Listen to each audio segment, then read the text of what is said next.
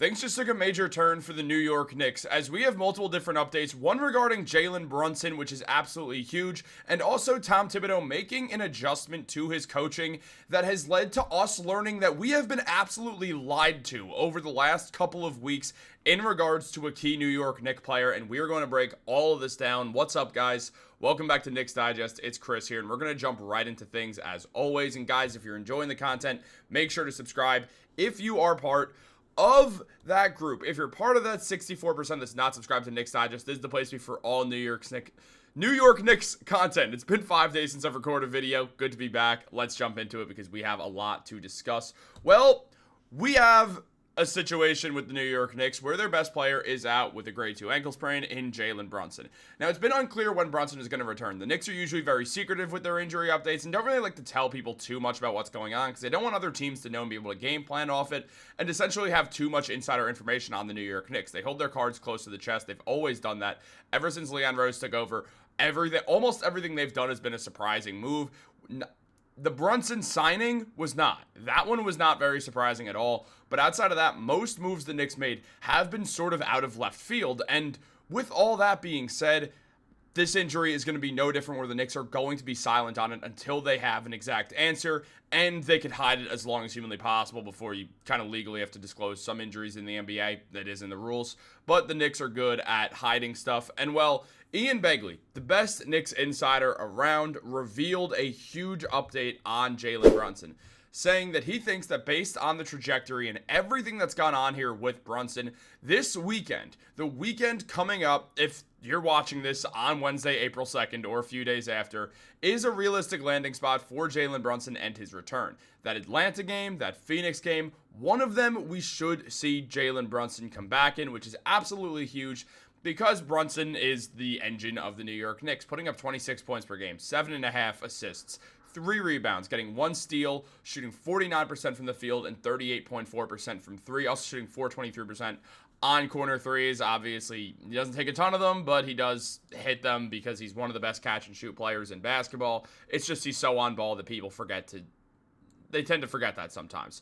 All that being said, Brunson is as good as anyone in the NBA when he's at his best. He's the most clutch player in basketball this season. He's been absolutely phenomenal. There's no way around it. And the Knicks need Jalen Brunson if they want to get out of the first round of the playoffs this year. Look, there's a lot of people out there saying, well, the Knicks aren't going to make it out of the first round.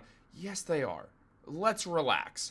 Right now, it seems like the Knicks are going to play the Milwaukee Bucks. Would I rather them not play the Bucks? Absolutely, because Giannis is there. But also, have the Bucks necessarily been good in the playoffs?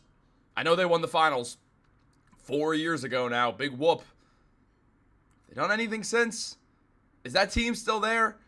Last time I checked, the second and third best players on those teams are now on the Celtics and the Wizards. So, I'm not really too concerned. Brook Lopez, he's been very good recently, but still, he is 37 after all and has had neck injuries. Meanwhile, you look at Damian Lillard, who's out, unfortunately. And I say unfortunately because Knicks Digest does not root for anyone to get injured, especially with Damian Lillard having a blood clot.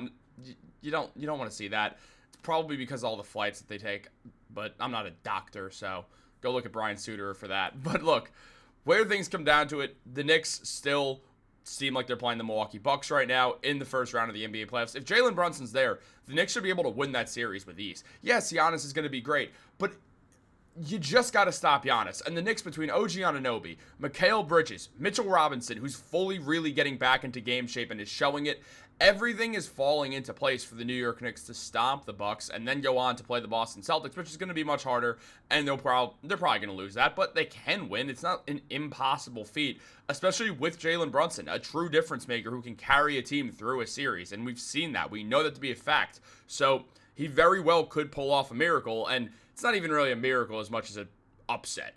Now, taking a look at the New York Knicks and where they've been.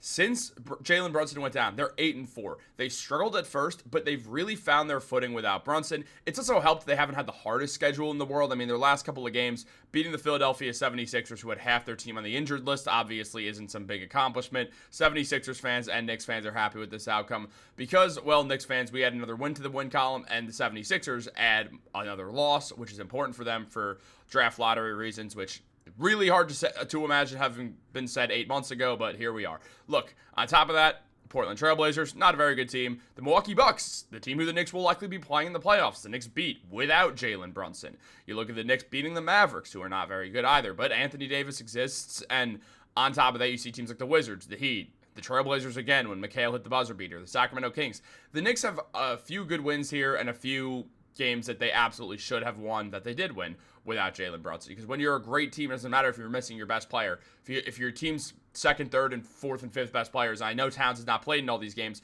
but when you have Karl-Anthony Towns, Mikal Bridges, OG Anunoby, Josh Hart, you should be beating a handful of these teams. Anyway, the Knicks showing that they're not falling completely apart without Brunson like they did earlier on when they lost to the Hornets and the Spurs without Wembanyama. Obviously not a great game for the Knicks. They also lost to the Warriors in a game they should have probably won, but that was a few weeks ago now, so you kind of can excuse that as they were trying to figure out life without Jalen Brunson, something they didn't have to deal with really all season, so it definitely was difficult for them. But now, where things stand for the New York Knicks, there's a difference, and they're a lot better than they once were. Now, on top of that, OG Anunoby has been a huge driving force for that. That's been talked about a lot. I'm not making a full video on it, but it is important to note that since Brunson went down, since March 8th of 2025, OG Anunoby's averaging 24.2 points per game. He's playing 36.5 minutes, so he's not even being overplayed. His minutes are going down, and his points have nearly doubled. He's taking around 17 shots per game, shooting 48% from the field and 38% from three, while still being one of the best defenders on the planet. Look, this is why OG wanted an increase in attempts, because he's truly believed that he's been this player for a while, and one of the reasons why he wanted to trade to the Knicks in the first place was because of the fact that he thought it'd be a team where he could get a lot of touches. Now, obviously, when they traded for Mikal, OG was like, my touches are going to go down, I'm going to leave, and then obviously having Sam Rose as your agent, that helped with the Knicks able to kind of bring him back on that super expensive contract. But look, if OG's going to play like this, and if he's going to equal the amount of wins that the Knicks are winning, I have no problem with the Knicks overpaying for a guy who's just a winning player. It stops becoming overpaying and just a massive contract for a guy that does have a huge impact on whether the Knicks are going to win a game or not. So that is something that we all have to be very aware of. If you hear the sirens out there, those are the OG sirens, because that man is on fire right now. But all that being said, there's other stuff to discuss with the New York Knicks, as we've absolutely been lied to recently, guys. There's been a lot of talk about the New York Knicks bench as a whole, and one of the key components of that is Landry Shamet, who we all, as Knicks fans as a whole, really not big fans of Shamet, and he has turned that around. Over the recent games, Landry Shamet has absolutely been balling out for the New York Knicks, and it has been incredibly great to watch if you are a Knicks fan. Now, OG obviously has been great. He's been the storyline, but there's been more than that with Landry Shamet as well. So let's dive into that.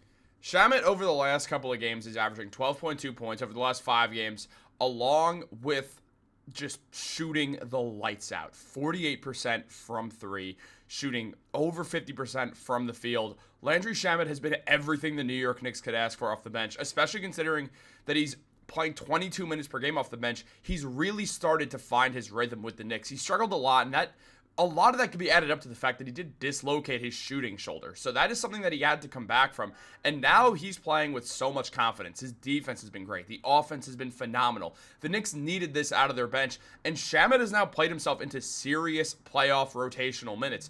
He's going to be this team's 8th man. It was probably going to be Cameron Payne, and now it's clearly going to be Shamet. Someone that you could tell Tom Thibodeau loves playing and just loves using. So this is huge for the New York Knicks to see Shamet play this way. And he spoke out on this, saying, we're headed down the home stretch. All of us are honed in trying to clean up the things we can clean up, keeping it team-oriented, figuring things out on the defensive end, and letting things carry on the other side. Shamet's absolutely right. The Knicks have been playing really well, and they're coming down the home stretch. They figured out how to play without Jalen Brunson, and we've seen a lot of guys step up. OG Anunoby, Mikal Bridges, and now Landry Shamet as well. This is a huge sign for the Knicks, and it's going to be interesting to see what happens when Brunson returns. I mean, he'll probably take it a bit easy that first game or so. I imagine he'll come back against the Hawks or the Suns, as Bagley said. So it's going to be interesting to see. Guys, what's going to happen with guys like OG and Mikal and Shamet, guys who are playing really well? I don't think this should really affect Shamet too much. I mean, he's still going to be playing these heavy minutes, still being a guy to come in and hit threes. OG, his touches will certainly go down. His shot attempts will go down. Same with Mikal.